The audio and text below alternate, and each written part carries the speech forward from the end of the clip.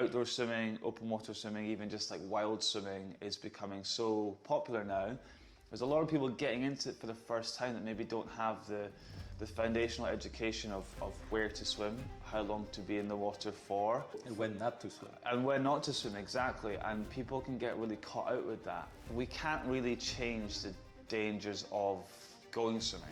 The environment of the ocean or cold water, it's always going to be like that. We can change the education that people have and the ability people have. Teaching more people about swimming, it's teaching people to swim. We can do a better job of that. If you were to go to swim in a Loch Ness, for example, Yeah, but yeah. also other lochs, would you, and like what would you look out for?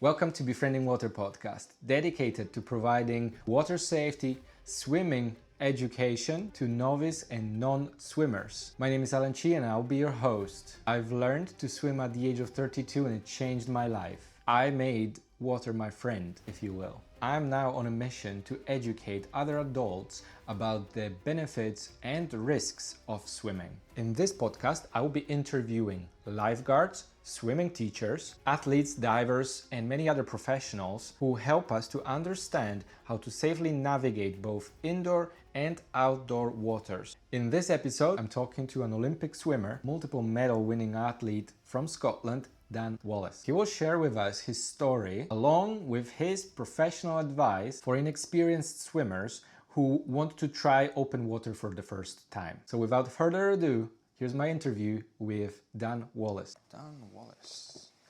Are you related to William Wallace? I don't know, maybe I am. I've been asked that quite a lot. I've never Really? looked into it, but I But mean, when you said like when people were chanting Wallace when Yeah, you were yeah, yeah. swimming, I was like, oh my god, that must be so amazing. the name's definitely helped me in my swimming career because Okay. people just assume that I am, and it's quite like a comical thing. So Did yeah, you ever have to paint your face blue or something? no, I never did, but that would have gone down very well. So you maybe think so? maybe I'll still do that. Maybe I've still got time. Okay. Right. So, in terms of introducing yourself, as I said, I'm going to do an intro, but maybe you wanna just start off by saying your name Yeah. and, in your words, what you do or who you are. Okay. So my name is Dan Wallace. I am a recently retired Olympic swimmer, and I am still very much involved in the sport in a new way through personal passion and through education and teaching. My first question is, how did you learn to swim? So I learned to swim years ago when I was just a little kid. So I come from quite a large family. So when I was younger, there was 4 of us. There's now 5 of us, but at the time there was 4, and me and my siblings all kind of learned to swim together. My mum is a fantastic swimmer herself, my auntie, so there was kind of swimming in her blood to a certain level. So I just always remember enjoying being around the pool and being around the water. Never took it seriously. I generally can't really, I've not got many memories of that learning to swim process, but I do remember that it was always with my family, you know, at the local pool. We obviously started swimming club from an early age as well. But I think I just took to the water quite comfortably, which I know for some people is, you know, almost impossible. And I have seen that side of it, but I do feel very fortunate that, you know, from an early age, my experience in the water was kind and was fun. You know, my siblings at that age were my best friends, so going to swim with them for social or family occasions was fun.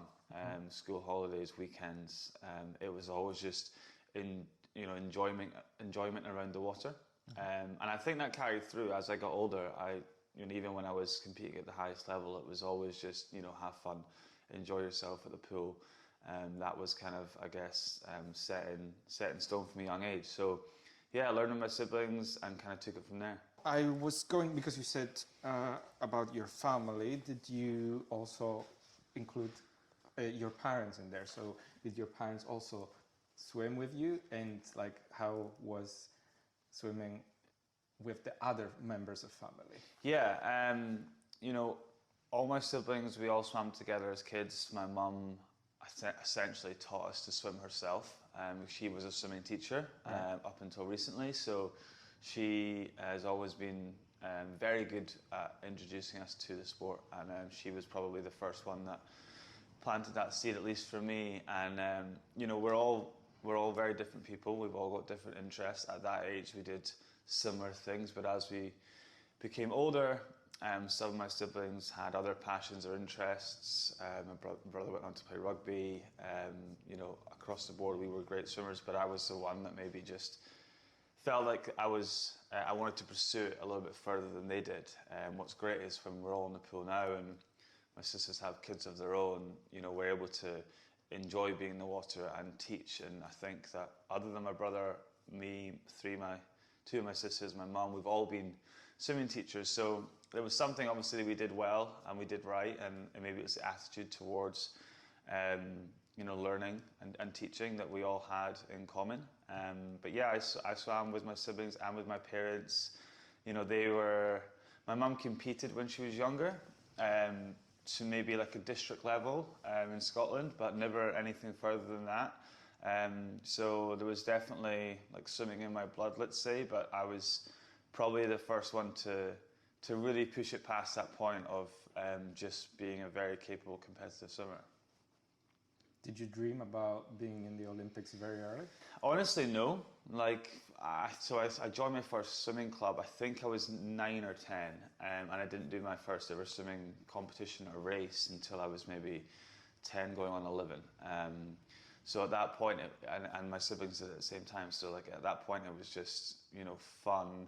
I think what I learned from a young age was I like to compete and I like to work hard. Like I'm someone that enjoys, you know, quite a large, heavy training load. Even from a young age, I liked, you know, I wanted to swim as much as I could and you know, get really red in the face and get out of breath. I always enjoyed that for some reason, which probably allowed me to do quite well in the sport. But yeah, it was just, I like to compete, and I never really had a goal in mind until I was a lot older. Maybe about 14 years old, 15 years old, I actually started to think about, you know, what's the top level in swimming? Where would that possibly take me? And obviously it's the Olympic Games, it's Commonwealth Games, it's World Championships, it's like, you know, and trying to represent your country, essentially. So when I started to think about that, which was so far away at the time, I was never that great as a kid. As I said, I worked hard, I liked to compete, but I was never gifted with, you know, amazing talent at that age. I wasn't physically very built or kind of set up to be a great swimmer. So I knew I had to work for it. But yeah, I think that from about 15 years old, I started to think about, you know, what the potential outcome could be if I pushed this as far as I could. And that was obviously to go to the Olympics. So yeah, 15 years old, that seed got planted. All right. I'm surprised you say, surprised. Normally, when I thought about how hard swimmers have to work during training, I'm surprised to hear that you enjoyed that, because when I look at it from outside, when I'm on the Commonwealth swimming pool and like I look at what people, the tough training they get, you know, the exercises they have to do, I'm like, wow, these guys work hard. Like really tough. Yeah, swimmers have always, I don't know why or when it started, but swimmers have always had that really intense workload. You know, you're in when you're a teenager, you're in before school, after school, you're in at the weekends, you're in, you know, up to 11 times a week just in the pool. On top of that, especially when you get older, you've got conditioning on the land, you've got weight training as well. So kind of everything that goes into that, you know, the time spent physically training is a lot.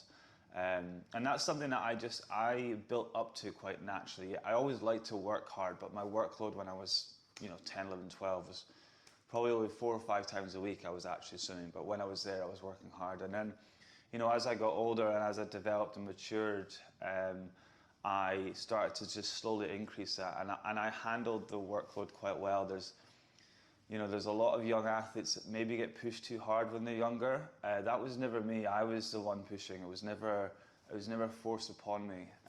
So I was always the one that was maybe looking to increase how often I was training. I moved from a small club in the Scottish Borders where I was swimming on a Saturday for a few hours and then a couple of times during the week, to moving to Edinburgh, joined Warner Bass Club, and slowly over the years there, over 2 or 3 years, built that 4 sessions a week to about 6 to about 8, and then at my peak at about 11 times a week. So it was a natural progression that I handled well. As I got older, I got stronger, I could handle more. But I was always kind of like, wanting more and seeing how much I could handle. It was a bit of like, maybe it was a little bit of egoness, but I was like, I want to see how hard I can make this and see how much I can take. And that, the events that I swam needed that. I needed to be able to work hard. I wasn't blessed with the opportunity to swim, the sprints or anything short. I was doing quite a lot of the hard events, swimmers would call them. So I needed to put in the work. Did you ever think that your body will give out and you will not be able to make it to the shore or to the end of the race? No, honestly, never. I never felt a time where my body was completely broken. And I think that, that's quite rare for a start. A lot of people do. I was very in tune with my body, so I knew when to work hard and when not to work hard. But I knew that I could probably take more than a lot of other people, and that was like my strength. So in training, that was my strength. At competition, that was my strength, because I know, I've probably swam a lot more meters in the last couple of years or couple of months than these guys next to me. So I know that I'm in my head more prepared than them. But everyone has to think like that. Everyone has to truly believe that they've put in more work than anyone else, and they deserve to do better in that race. So whatever it is, that was my mindset. But I knew that I could take a lot, and you do have to be smart about it. That was only when I got older. As I said, that just comes from enjoying hard work and enjoying being, pushed through, and challenged constantly. What about open water? So open water came a lot later for me, because I obviously specialised in pro swimming. I didn't have any time to focus on open water. I trained with a lot of swimmers that would compete in the open water, but I was competing indoors. So open water swimming only was really on my radar for me personally after I stopped competing professionally indoors. So that was like 2018, which is now 6 years ago. And that was because I wanted to still enjoy swimming, but I'd spent 15 years staring at the bottom of a swimming pool. Like if I was going to go swimming, it could not have been in a pool, especially when I first stopped. The thought of it almost made me sick in a way. I was like, no, I'll probably never swim again. And then I was like, well, I could always, leisurely or socially start swimming outside, which I started to do. And I then got my first teaching qualification in outdoor swimming, and started to, I live in Scotland, right by the coast down in North Berwick, and I'm blessed with amazing environments to swim outdoors there. So it was just, it was right on my doorstep, which was quite nice. So I started to just swim outdoors, like in a wetsuit in the summer, and it was not in a competitive way. It was just for fun to look at something different when I'm swimming outside. And there's a few of my other friends as well that were quite keen to pick that up as well, because we'd all come from high intense, high performance environments. It's like, well, why don't we go and do this sport that we've all loved for so many years, but in a very just normal way. So outdoor swimming was just more of a passion rather than like a project. Right. And since you're now enjoying a little bit more, how is that compared to that life of competition? I know you still wanted to then cross the channel and do all these other challenges. It was so nice to just, be in the water and there'd be no pressure.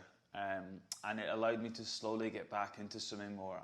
I was very reluctant to do it at the start in any capacity. So just being able to swim outdoors, I'm lucky that I've been able to go around the world with my open water teaching now as well. So being able to swim in like the Mediterranean or over in America or wherever it is, and you get to swim in some amazing places. So that's really nice. I've seen so many swimming pools in my life, and at the end of the day, they all look the same. But to swim in oceans or around islands or down coastlines is really special. So I was getting something new out of it. So I was like, discovering a new side of swimming that I hadn't been aware of or exposed to before. So that was exciting. And yeah, as you mentioned there, I slowly then that did turn into, oh well, you could compete here, whether it's just with yourself or it's with other people. I think that, you know, my earliest obsession was with competing. So I don't think I'll ever escape that, no matter what I do. So since you mentioned traveling around the world, one of my questions here is to ask you if you noticed any cultural differences or other differences around the world around swimming, indoors and outdoors. Yeah, so I've been to, obviously spent 4 or 5 years in America swimming and training. That was where I spent most of my years competing, and at the University of Florida. And the swimming culture there, to put shortly, is to win. That's what the Americans, that's what's instilled in them. If they're going to do a sport, it's to win, it's to be the best. And I think that's apparent from a very young age, and I think that's, you know, down to why they're so good. They are very, very good at, you know, almost every sport. Swimming specifically is a very strong sport of theirs. They've had, you know, some really big names come through the sport, and I think that from a young age, if you're going to swim, it's to be not just the best you can be, but that needs to be one of the best in the world. And I think that that's different from where, you know, anywhere else I've seen. Here it's a lot more casual. It's like, you know, swim and see what happens, or take part in a sport and see, you know, if it can just give you a hobby or if it can give you a passion, somewhere to focus your energy on. Whereas in America, it's like, okay, if you're going to play baseball, you're going to be the best baseball player in the world. Which I think there's pros and cons to. I think that's great. I think the self-belief in the American sporting culture is a lot higher than here. I think we're changing. We are fantastic at sports, and I think that also, even just, you know, from an infrastructure point of view in America, you know, the training environments over there are a lot higher than over here, and that's actually what enticed me to go over there. Was I knew that they had the best facilities, best coaches in the world, and that team environment. And that's another thing as well. In the sporting culture in America, I see a lot more about team success, whereas maybe over here it's a lot more individual. At least in swimming, it's the age-old question: is swimming a team sport or an individual sport? I see it as both, if that counts as an answer. But in America, it's more of a team sport, and in the UK and across Europe, I would say it's a lot more individually. So when it comes to, you know, sporting culture and swimming culture in America, I see it as somewhere to win. And then on the flip side, I went over to Australia for the Commonwealth Games, and we were training in Brisbane, and we were training in this outdoor 50-metre pool in the heart of the city, like in the city centre, which I thought was, you know, incredible. It was really cool. There was office buildings and high rises all around us. And we were training, in the morning, in the afternoon, in the evening, just, you know, throughout the 10 days. And I saw such a wide range of people come and using that pool. I saw people learning to swim, the kids in the mornings or in the afternoons. I saw finance guys coming at lunch, on their lunch break for a couple of laps. I saw sports clubs and everything. And I just saw the pool being used by so many different people. It was incredible. And, you know, like I just mentioned it there, but people coming on their lunch break during their 9 to 5 for a quick dip in the sun, it looked incredible. It looked awesome. So the thought of going swimming on your lunch break in Scotland, say it's a rainy day outside, it's a bit chilly, it's a bit windy, it's like, I don't want to go and get wet and have to dry off and then come back to work. I don't know, it's not as appealing. Maybe going for a brisk run or going to the gym where you're dry and you're warm is more appealing. But in Australia, swimming outside for 30 minutes in the basking sun is appealing. So I just saw it so much more accessible over there, so much more appealing over there to take on swimming purely for just like general fitness, physical and mental health, and then just a little bit of something to do.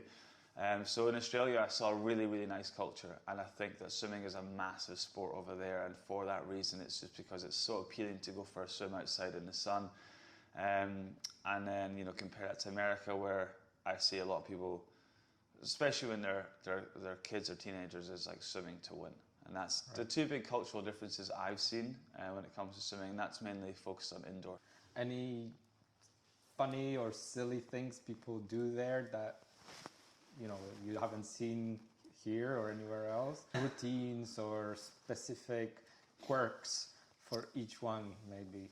Yeah, I don't know. That's a funny one. That's a good question. Well, there's a little thing that I picked on and this is just something like the way that my brain works is when you swim in an indoor pool in America, everybody swims up the right-hand side and down the left-hand side. Okay, so we're going anti-clockwise. Yeah. Whereas over in the UK, it's one lane goes one way, one lane goes the other way, one lane. So I became very suited to swimming up the right-hand side. Like NASCAR. Yeah, like NASCAR. But now I can't swim up the left-hand side. I hate it. And it's because I breathe to my right. So I want to breathe next to the lane rope and not breathe into oncoming swimmers. So I hated going, now that I'm over here, I have to go in the lane that's swimming up the right. So that's just something that I picked up on over there. Obviously swimming in America, a lot of it is yards, so the pool's a bit shorter. So there's a couple of differences there. From what I've seen in Australia, there's a lot more 50-meter pools than 25-meter pools, which is great. I wish it was more like that over here. I think that it's a shame when I see new pools opening up over here and they're 4 lanes, 25 meters. I was like, would it have been that much more difficult to make it a 50-meter pool, because you could use that pool in so many different ways. And the Commonwealth pool here is fantastic, but it's like one of 3 50-meter pools, like actual 50-meter pools in Scotland, and I just think that those numbers are way too low, and we're losing pools left and right. So I think that if there's any new infrastructure being built in Scotland and in the UK, it should always be 50 meters. I don't know the cost of that and how much difference it is, but I know that to develop a really great swimming culture, like for me, if I go indoor swimming, it has to be in a pool that's exciting in some way to me. It has to be a 50-meter pool or a nice big building. A lot of our pools are really cool. They're renovated old bath style buildings, and I think that's really nice. But for some people, like I mentioned, swimming can be not that appealing because maybe it's an old dingy pool and it's cold and the changing rooms are horrible, and that's certainly changing. But yeah, I'm just kind of sidetracking there. As far as quirkiness, yeah, swimming is just swimming. I think at the end of the day, there's nothing too exciting about it when it comes to the general public. I've read somewhere, I think on Reddit, people are saying, I don't know if you're on swimming Reddit at all. No, I haven't looked at it. There's quite a lot of fun stuff people talk about there, but one I've noticed, people, apparently somewhere in other countries in Europe, for example, you have to, before you go to swim, you have to get totally 100% naked and wash yourself all the way. Yeah. Like you cannot go to under the shower in your swimming gear. Really? You have to take everything off and go absolutely naked. That's funny. I haven't heard of that, but even just showering before you get in, that's like a big thing over here. I would never do that, because I was going to the pool 11 times a week, and I would walk onto the poolside and I would have maybe 20-30 minutes of stretching and stuff. So the last thing I wanted to do was shower and then sit there like dripping wet. So that's something I'll go for a swim with maybe someone that wasn't a serious swimmer like me, and they'll always shower before they get in. And maybe I'm just dirty, but I just go because I'm like, I need to be as warm as I can until I hit that cold water. I can relate to that. Yeah. And then there's that age-old discussion about, do you pee in the pool? And it's like, well, if you're training 30 hours a week like me, you don't have time to go to the toilet every time. Wow. So I have no idea. This is the thing. Yeah. Everyone thinks it's disgusting, but it kind of is, I guess. But All right, something new, something you learned. So going back to open water swimming. Mm-hmm. I was wondering, because you said about all these competitions and stuff like that you were very competitive. But then when you're swimming, like crossing the channel, for example, you have a big goal. What is your drive? What do you think about that? What do you think about when you're going and you know that it's going to be cold, it's going to be really long and difficult on your body? why do you want to do this? So something like swimming the channel, I think for me, there's a lot of unknown. There's a lot of I've never experienced that before. You know, I've trained several hours a week, and the amount of swimming I was doing that week was, way further than the distance of the channel. But it was in smaller doses, so I've never swam continuously for as far as I'll have to swim when I swim the channel. So for that, it's new. It's like, how many hours is that? So it's anywhere between like 35 and 40 kilometers would be a good route to go. It's tide assisted. It's current assisted. So sometimes you can go, in a straighter line, let's say. Sometimes you get swept up and then swept back down again. So What do you reckon, like 12 hours? Yeah, sorry, hours-wise. Well, I did it 2 years ago as part of a relay team, and we did it in 10 and a half hours. So, I'd love to maybe try and beat the team's time. So yeah, sub 12 hours, sub 10 hours if we're on good weather and good currents would be great. So, I've never swam that far continuously ever. So it's a new challenge for me, and I like doing things for the first time. I like doing things I've not done before. And then second of all, I know it's going to be tough, and I must have a couple of screws loose in my head, because for me, I'm like, well, that sounds fun then. I think that being pushed and being challenged in different ways is really exciting. First of all, I know I'm going to have to work really hard, and as we've already spoken about, for some reason I like that. There's going to be things I'm going to have to cope with that I've not had to cope with before. So things like, being out in the ocean on my own, more or less, being in the cold for, over 10 hours, that's going to be something that I'm going to have to prepare for a lot. And, I like putting in the work and getting the results. So in the lead up to the channel, I'm going to have to be, putting in a lot of time and effort into preparing for these. So I like to do that and put a plan together and execute that plan well. So that's kind of what's exciting about the channel. And then also it's a side of swimming. For me, swimming was all about accomplishments, and it's not really anymore, but there's still that side of me that wants to do well. And this is an area of swimming that I've never tried to do well in before. I've never had the opportunity to gain an accomplishment and say, I did this, or I got this result. So for me, it's kind of like adding another piece to the jigsaw of my entire swimming career. I feel very fortunate that I've competed at the highest level in indoor swimming, and I've done a little bit of ice swimming, which is a new area of the sport. And then there's also the long distance swimming, the channel swimming. So I'm trying to just add more pieces to the story, which is quite nice, because I did think at one point that story was closed and that book was done in swimming, but I think that there's maybe a little bit more to tell. When you're there, it's going to be dark at some point, right? Yeah. It's going to be cold. Yeah. And you're fucking tired. Yeah. And you're just going to be like, I don't know if I can make it. Yeah. What are you thinking about? Why? Yeah, so it's why? You're right. Well, yeah, there's going to be times where I'm really, questioning, why am I doing this? And at the end of the day, I'm doing it because I've chosen to do it. No one's making me do this. No one's asked me to do this. I have gone out my way to say this is something I want to do for whatever reason. So I think it's just following through on that. Because it gives you some kind of feeling of accomplishment. Yeah, it's definitely that. I'll feel so great at the end of this, and I know I've been there before, where when you're down in the dumps and you're struggling in a certain training day or environment or week, and you're thinking, why am I doing this? And it's that feeling afterwards where you're that was really good. Even just going for a cold water swim, or even a cold shower or something. At the time, it's really hard, but you know how good you're going to feel afterwards. So it's that really drives me. It's knowing that the feeling of putting in the work, getting through the challenge, and then coming out the other side better than when you went in. That's what really drives me, almost in whatever I do. I heard, I read again, that if water is too warm, it's actually not that enjoyable and good for performance swimming. Is that true? Yeah, definitely.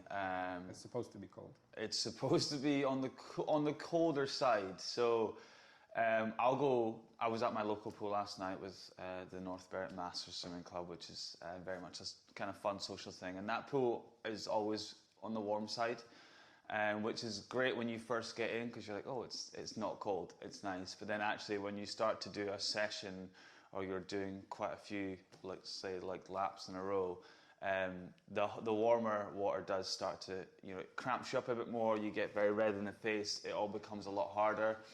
So traditionally swimming pools are on the colder side for people that are training, especially when it comes to competition. So if you go to a big competition, there'll be like a warm-up pool, maybe outside or downstairs or adjacent to the competition pool. That'll be, let's say, regular temperature, which I don't know what the regular temperature is, but the competition pool will be a few degrees colder than that. So I would never warm up in the competition pool because it's open before the competition starts. I would never warm up there because it would be too cold.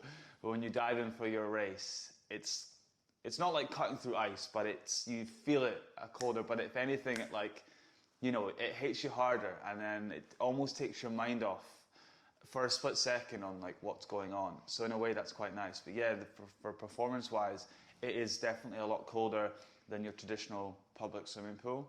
Does this apply also in open water when you go into Greece or somewhere else? Yeah, so open water has a different challenge with that because sometimes the water is it's too warm. So a lot of the times where they're doing these open water competitions or, if you're talking about races, open water races, they really struggle with finding water that's not too warm because imagine swimming, a 10K or there's even 25K races. And if the water is a little bit warm, you're going to get absolutely exhausted, and there's been some really bad incidents where people have come out the wrong end of that when they've overheated and their body just can't handle that heat because, if you're swimming in water that's warm, most likely is the sun's going to be beating on you because you're in that part of the world where it's really sunny and really hot. So that can become very dangerous in the open water.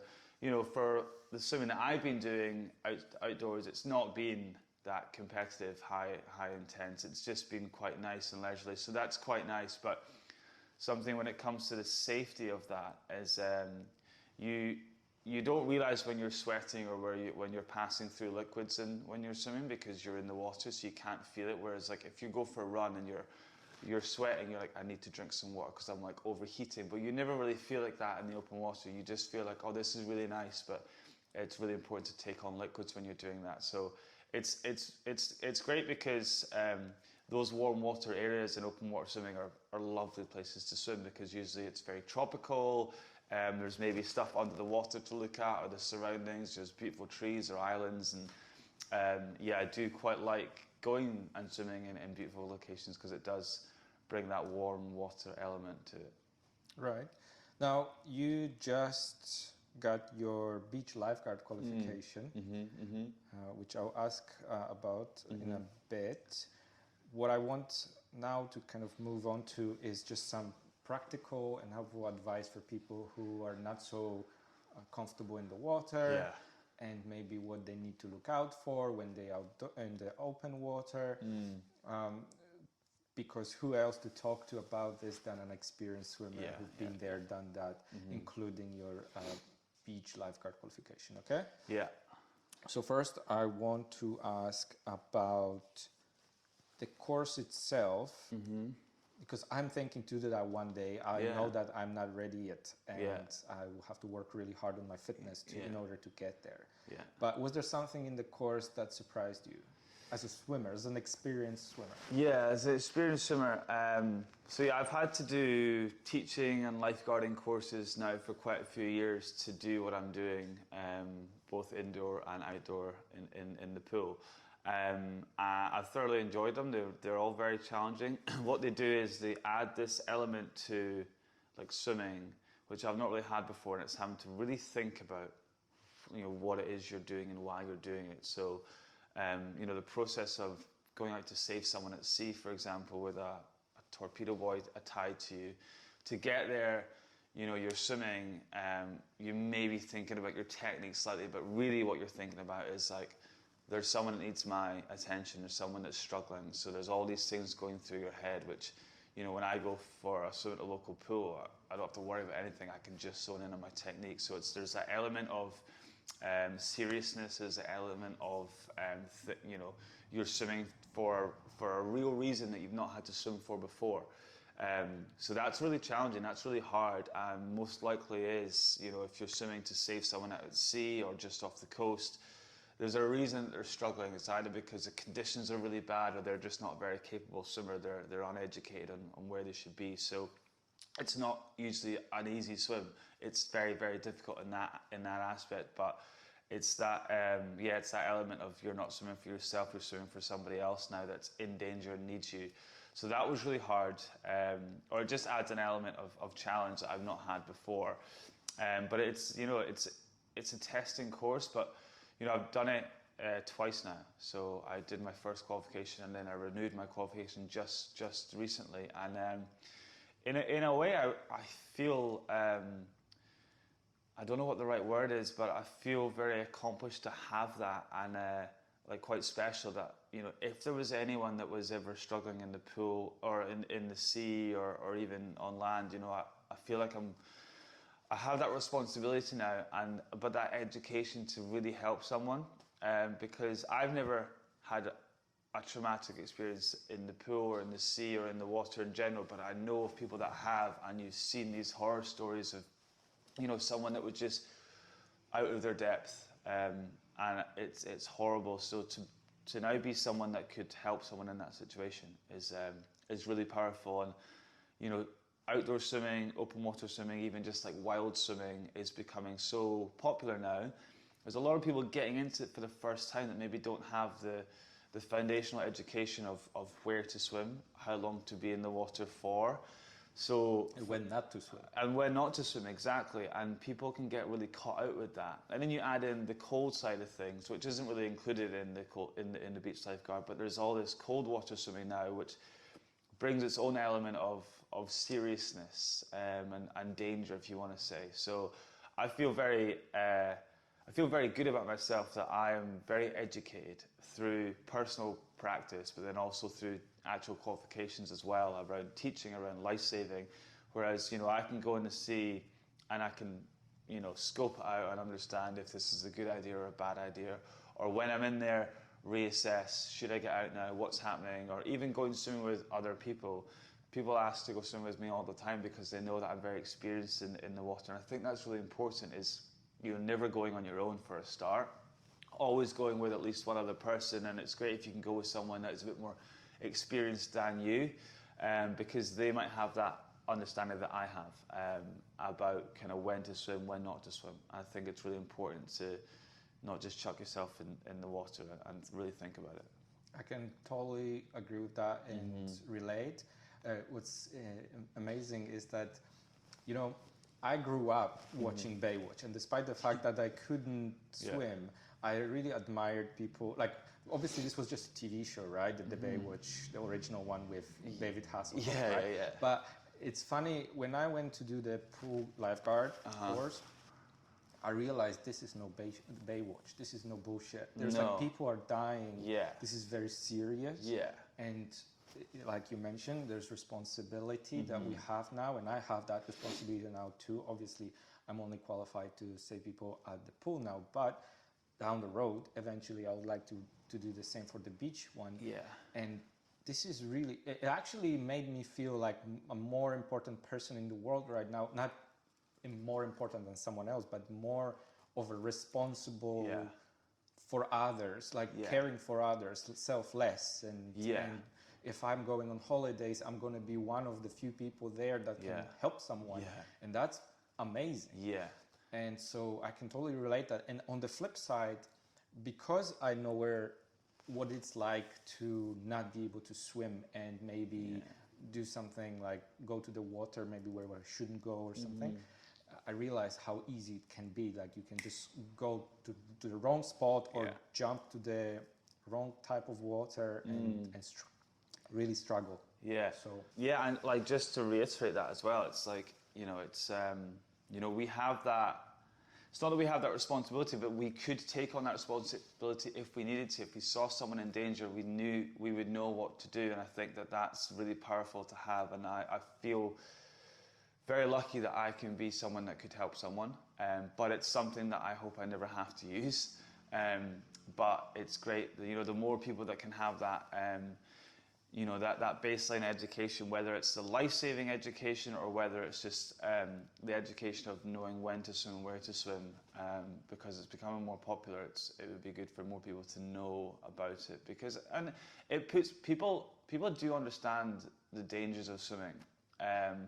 Some people maybe brush it off and don't think it's as bad as it is, but it can be really bad if you're too naive to it. So I know that there's a lot of people that are afraid to go swimming because they maybe think outdoor swimming, cold water swimming, or even indoor swimming because they know the dangers of it. And it's like, well, me personally, that's why I now, as well as life-saving, I do a lot of teaching, because I want everybody to not be afraid of the water. Because once you spend a bit of time teaching yourself about do's and don'ts or the technique of swimming to allow you to go and enjoy the water. Like, I love being in the water. You now love being in the water. Like, I want everybody to experience that, to hear your story of being essentially a bit of a non-swimmer to now someone that is so passionate about the entire sport, not just from a technical swimming point of view, but getting outdoors, even now the life-saving as well. Like, that is, in my eyes, a perfect journey.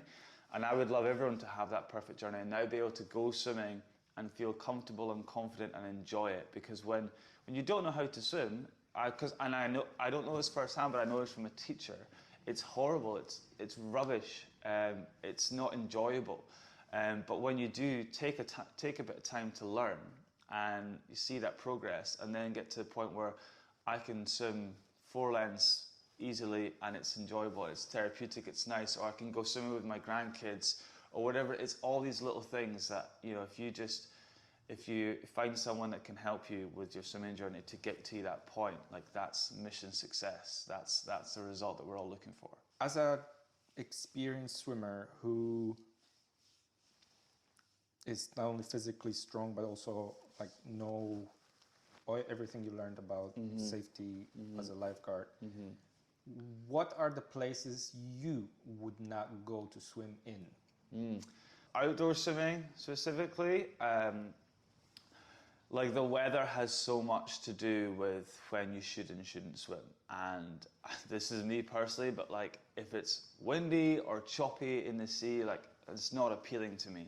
So that's a straight away sign. Like, if it's not going to be enjoyable, why risk it, you know? Okay.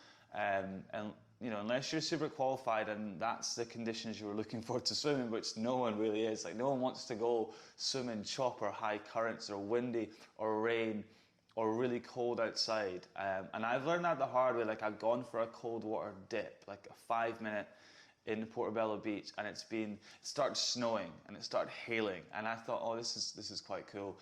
But then when I realized, you know, once I got out the water and I spent another 5 minutes faffing around trying to get dry, the weather outside just killed me, and I was in a really, really, really bad way. I hadn't been in the water for that long, but the outside conditions made it really, really difficult for me to warm back up again. And I was a little bit worried at one point. I was sat in the car with my mate Connor, and he had been filming me and I had been in the water, and I was really struggling. I was like, holy shit, like, this is not cool, this is not safe. So that's something to bear in mind. Like, what's the environment like you're in?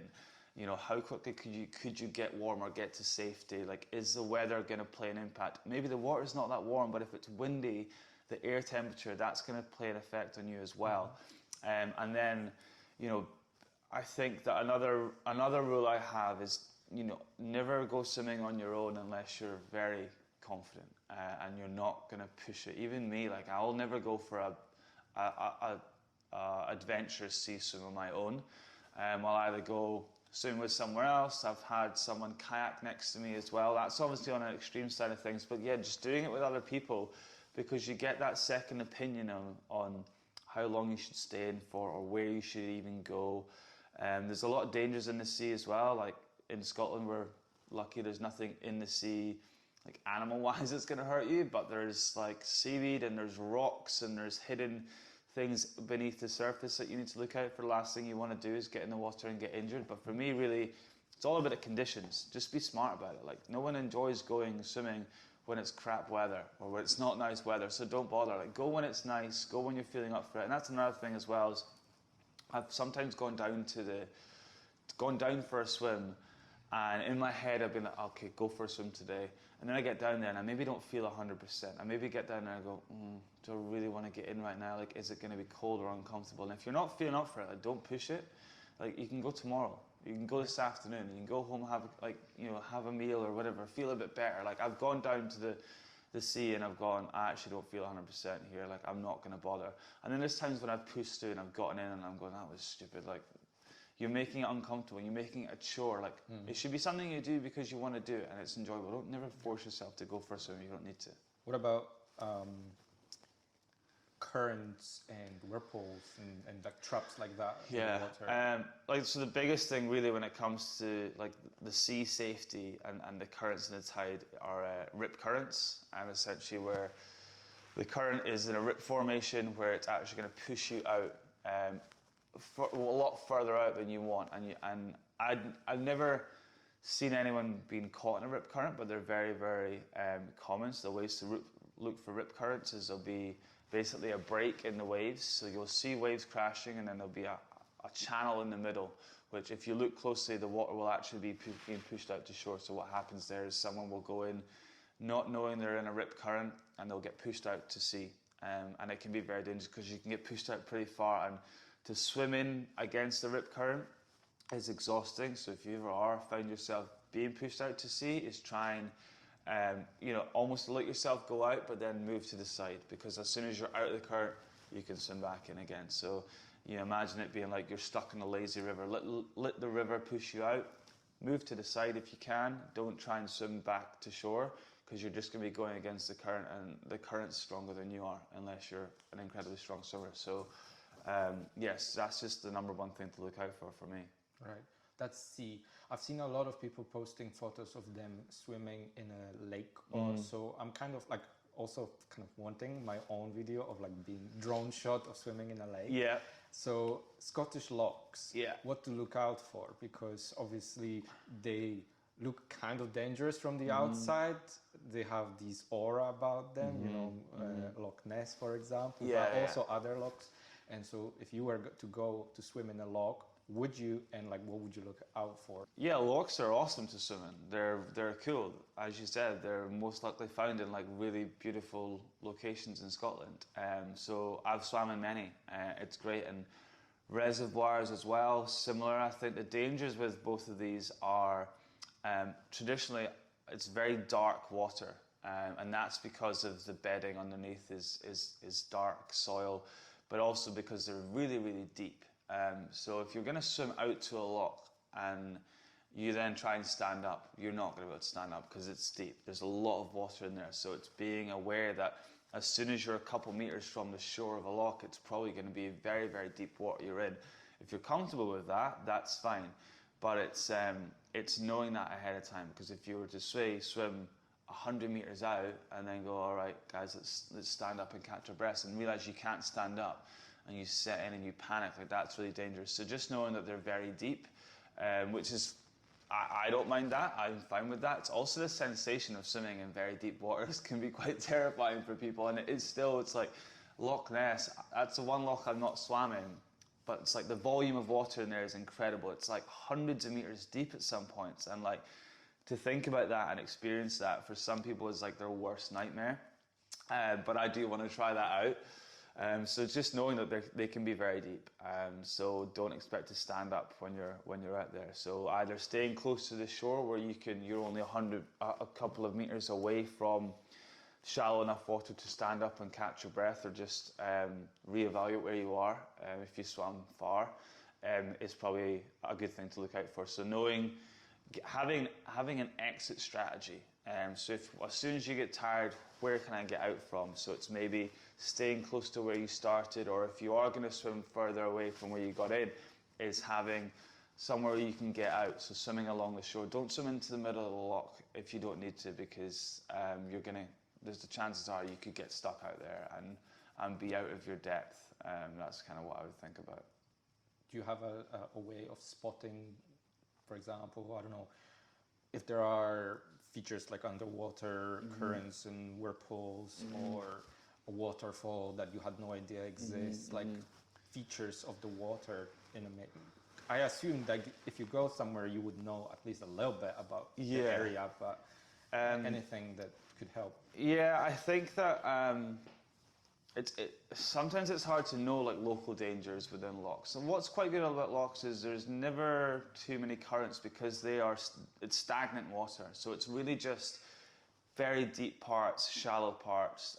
For the most part, there's maybe nothing in there physically that's you're gonna swim into anything, because again they're quite deep. So from that aspect they're fairly safe. But it is knowing the area as much as you can and having reference points. So if you are going to swim towards one side of the lock, for example, is having something in the distance that you're actually swimming towards and knowing where you're going, and not just aimlessly swimming around, because you'll get lost, you'll get disorientated. So knowing where you started, knowing where you're going, and keeping an eye on your just general surroundings is a good rule of thumb. Any other advice for someone who goes to the open water, not necessarily a lock, for the first time? So if you're going open water swimming for the first time, whether it's cold or it's just outdoors, is having the right equipment for afterwards.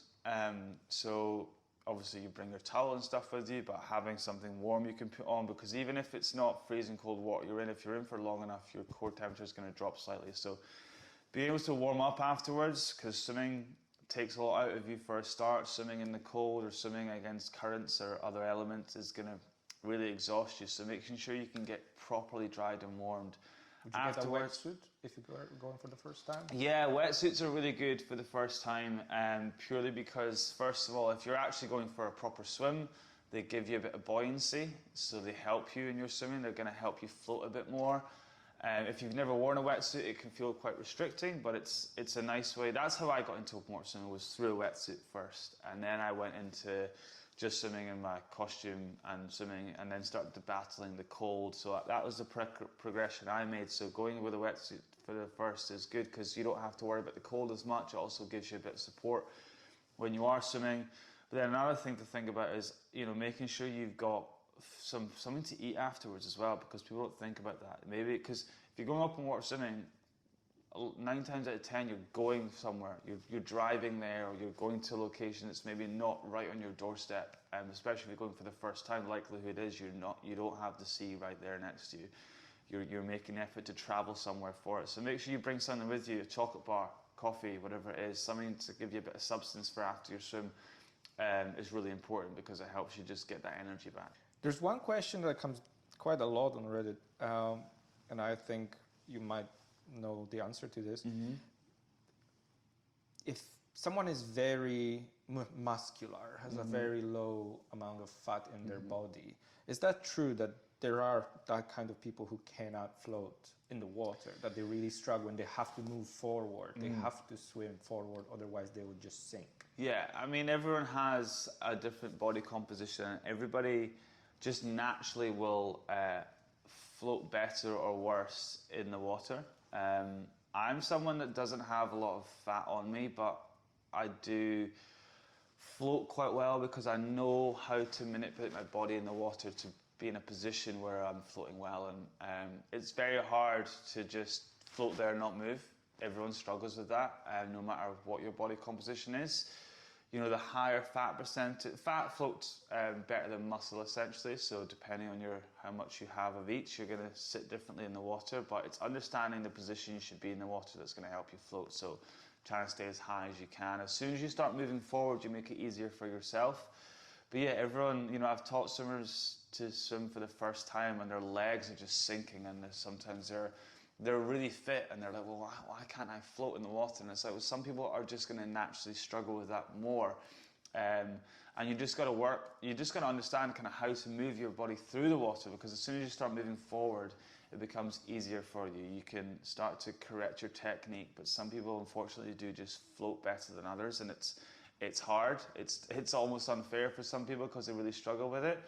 But it's understanding how to move your body, so like where your head is compared to your feet. If your feet are at the bottom of the pool, 9 times out of 10 your head is way too high. You work on like an axis, so get your head down, get your feet up would be my suggestion. So it's not impossible, it's just It's not impossible, figuring it out. but some people are suited to it more than others. But you know, I'm very lucky that I don't have much fat on me, but I still able to float quite well. Since you're teaching others, did you notice some commonalities? What are the most common things people struggle with? Number one thing that people struggle with when they're learning to swim is the breathing. It's the first hurdle that people come to. They say, I'm out of breath, or I don't know when to breathe. So it's either, you know, how they're breathing or when they're breathing.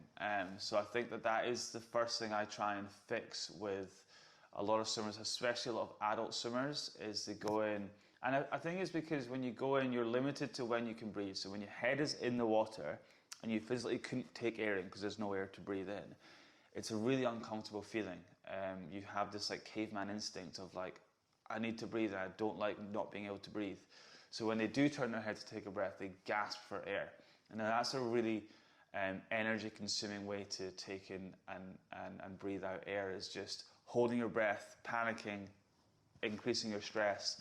And then when you do turn to take a breath, you gasp for air. Like, it's a really bad way to do it. So it's just being comfortable with having your face in the water and being okay with not being able to breathe. And then when you do turn ahead to breathe, is just breathing like we're breathing right now. You know, it doesn't have to be over exhaling, over inhaling. It can just be as normal and as casual as you can make it, because your breath has an immediate control over the mood and the stress that you're bringing. So you want to try and make swimming stress-free, so control your breathing, relax as much as you can. That's basically what I'm telling my clients and people that I'm trying to help, is control your breathing, don't panic. As soon as panic starts to set in, everything becomes harder. You become heavier. When you're tense, your shoulders, your neck, everything is tensed up because you're uncomfortable. Like we just spoke about, you're going to sink. So trying to just be comfortable being in the water, being comfortable with not being able to breathe, and then being controlled on when you can take that breath. So breathing is the number one thing that I find. What places around Scotland and around the world would you recommend for people to try open water in? Scotland, we are blessed with loads of amazing places. It's probably going to be, if you're going to swim in Scotland, it's going to be a cold water swim type environment. But we've mentioned lochs. I think that they can be potentially safer than the sea because there's not as many currents to deal with. It's you know, depending on the weather, you might have nice flat water, and there's coast all the way around. So you're surrounded by places to get out. So you know, lochs are great. Rivers in Scotland aren't quite as good. There's not maybe as big or as clean. They're quite shallow, so I've not done much river swimming over here. But I swam in the Mediterranean. I teach in the Mediterranean. I teach in Greece every summer, and it's amazing. So being able to swim in clear water. You know, I swam in Loch Lomond, for example, and you can't see like a meter down because it's dark, it's pitch black. But being able to swim in clear water is a completely different experience, and it's beautiful, and it's nice to be able to see. And it can be actually scarier or a bit more uncomfortable because you can maybe see too much. You can see things in the distance swimming around, and the wildlife. Yeah, the wildlife is beautiful, but at the same time you go, oh, is there something that I don't want to see? But it's stimulating. It's really exciting. So being able to, you know, experience that clear, beautiful water is really cool. So I advise anyone to swim in those places. So I'm going to ask two more questions before we end. One is a little bit on a serious side, and the other one I want to finish on an uplifting one. Okay. Yeah. So the serious side is because again you're teaching and you are around water quite a lot. What is an experience that maybe you heard or you've witnessed that is negative, difficult, dramatic, maybe that could be some sort of a warning for others to take learning to swim seriously? I do think I'm quite lucky that I've never seen firsthand a tragedy in the pool or anyone being completely out of their depth. But my my sister's a lifeguard. My family are all strong swimmers, and there was a time just outside North Berwick at a beach where my family were there on just at the beach. It was the summer, and there was someone out in the sea, and as we're all very educated swimmers, so we can see when someone isn't a strong swimmer when they're struggling. And there was a gentleman out in the sea, and he was really struggling. So I believe my dad went out to go and help him. He started to struggle. My brother then went out to help my dad and the other gentleman, and suddenly it went from one person struggling in the water to 3 people all struggling out there. I think it was just to do with the current and the tide and the conditions that they had, but it got really bad, and I believe an ambulance. Everybody was fine, but it was a bit of a shake-up and a bit of a scare, because my dad and especially my brother, they're confident swimmers, they're strong swimmers, but they really struggle. And I think that's the thing is, wanting to help someone and when they're struggling, but not actually not knowing what to do. And if you just get yourself out there, you're putting yourself in trouble as well. So that was really hard. So I think that the problem obviously started with the initial swimmer struggling. So making sure, don't play with it. Go swimming where you're confident you can get out to safety. Go swimming with other people. That guy was on his own and end up, putting other people in danger because they were trying to help them, which I'm glad they did, because everyone was safe at the end. But it's really scary to hear of stories that people that maybe think they're fine, but end up being in a really bad position. So yeah, I think the big takeaway from that is just making sure you know your limits and not pushing it, because everyone knows their level of swimming, and if you're in an environment where that limit's going to be tested, you need to know that you're going to be safe no matter what. And I think that a lot of sea swimmers underestimate or overestimate their limits and put themselves in danger, and that puts other people in danger as well. So just don't push it and just enjoy it. What I also noticed is that some people think just because they don't go to the water, they will save themselves. But sometimes people who drown not all of them intend to go to water. So sometimes basically you might end up in the water and you don't even know that we weren't planning to go to the water, and suddenly you end up in it. So just to kind of bring the point, for example, one of the reasons why I wanted to learn was I wanted to increase the odds of survival for myself. I was I was not too keen on being in the water. Like I had a water anxiety, but I was like, if I ever was in a water environment, for example, I was on holidays and I jumped out of the boat, or for some reason, or I found myself in the water, I wanted to increase the odds of surviving, basically. And I think that should be important for people to have this as one of the reasons to learn. Definitely. I think that we can't really change the dangers of going swimming. We can't change the environment of the ocean or cold water. It's always going to be like that. But what we can do is we can change the education that people have and the ability people have. So it's teaching more people about swimming. It's teaching people to swim. We can do a better job of that. We can, like yourself, you actively wanted to be a better swimmer, so you could become a safer swimmer, so that if you were in danger, if you were in the water, you would know what to do. So we can do that. We can all try and improve our swimming. We can't really change the dangers of going out to sea or going in a pool, but we can reduce the likelihood of something bad happening. Yeah. So flipping that on the positive side, any amazing life-changing stories of people learning to swim that you know of?